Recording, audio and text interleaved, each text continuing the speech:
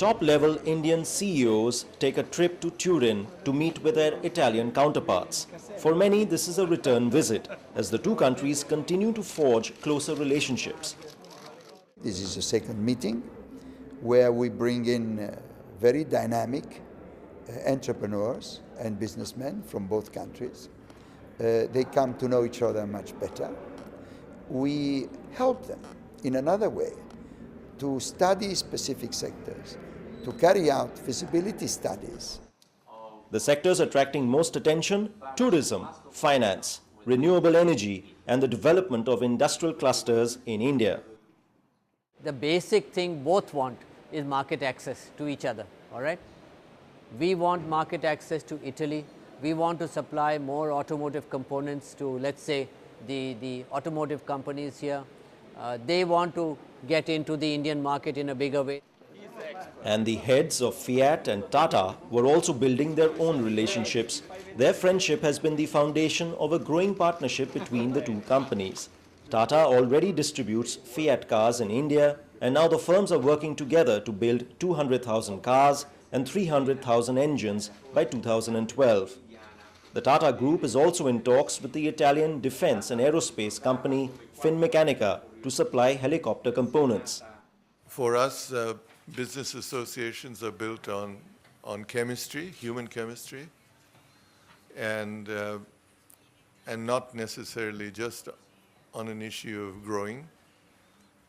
And here the human chemistry with the people that I have dealt with have been exceedingly good, and I feel very comfortable and very good. And I think that forging relationships in Italy is going to be something, as we look back on, is something that we should have done many, many years ago.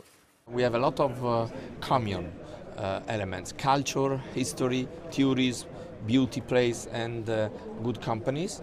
And due to my friendship with Ratan Tata, we established this group, and I think we have seen and we will see very good results.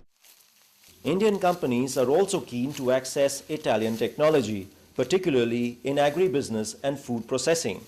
Over 15% of India's agricultural produce is spoiled on the way to market. So especially in the light of the recent food crisis, there has been a rush to invest in cold storage and processing.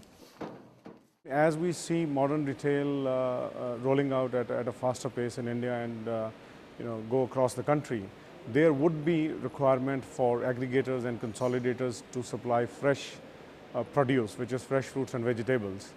So I think clearly the post-harvest technologies, the cold chain technologies which we have from companies in Italy will be beneficial. Italy's fashion houses, however, have their sights set on India's booming middle classes and want the Indian government to slash high customs duty on luxury goods.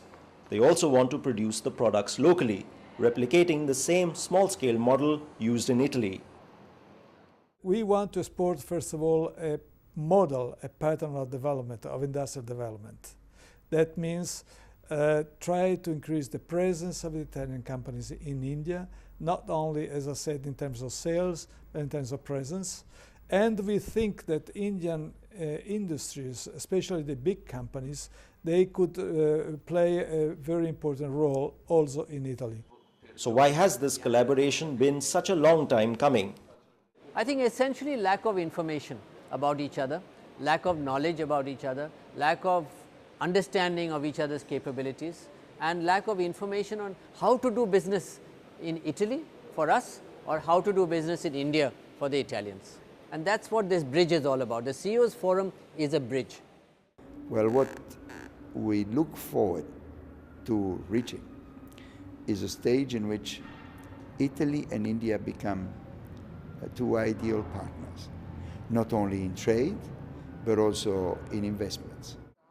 A bridge to a win-win partnership, where India gets a gateway to the EU, while Italy gains a stronger foothold in the world's second fastest growing economy.